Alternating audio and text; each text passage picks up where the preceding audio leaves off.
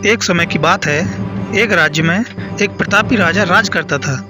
एक दिन उसके दरबार में एक विदेशी आगंतुक आया और उसने राजा को एक सुंदर पत्थर उपहार स्वरूप प्रदान किया। राजा वह पत्थर देख बहुत प्रसन्न हुआ। उसने उस पत्थर से भगवान विष्णु की प्रतिमा का निर्माण कर उसे राज्य के मंदिर में स्थापित करने का निर्णय लिया और प्रतिमा निर्माण का कार्य राज्य के महामंत्री को सौंप दिया गया। महामंत्री गांव के सर्वश्रेष्ठ मूर्तिकार के पास गया और उसे वह पत्थर देते हुए बोला, महाराज, मंदिर में भगवान विष्णु की प्रतिमा स्थापित करना चाहते हैं। 7 दिवस के भीतर इस पत्थर से भगवान विष्णु की प्रतिमा तैयार कर राजमहल पहुंचा देना।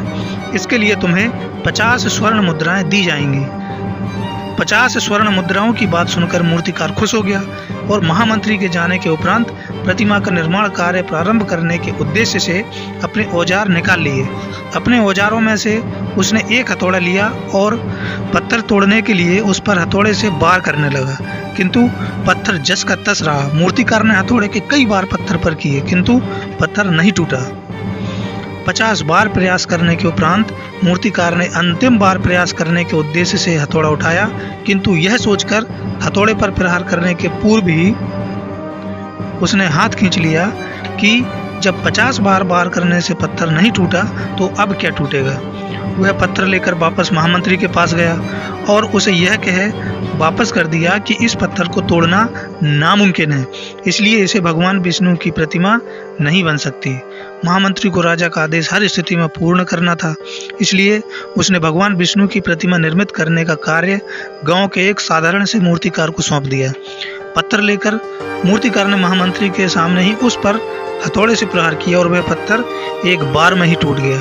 पत्थर टूटने के बाद मूर्तिकार प्रतिमा बनाने में जुट गया। इधर महामंत्री सोचने लगा कि काश पहले वाले मूर्तिकार ने एक अंतिम प्रयास किया होता तो सफल हो गया होता और 50 स्वर्ण मुद्राओं का हकदार बनता।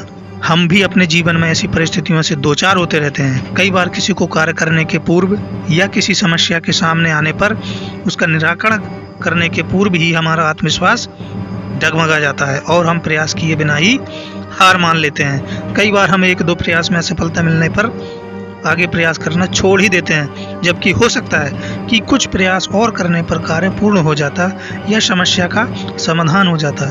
यदि जीवन में सफलता प्राप्त करनी है तो बार बार असफल होने पर भी जब तक प्रयास करना नहीं छोड़ना चाहिए जब तक सफलता नहीं मिल जाती। क्या पता जिस प्रयास को करने के पूर्व हम हाथ खींच लें वही हमारा अंतिम प्रयास हो और उसमें हमें कामयाबी प्राप्त हो जाए।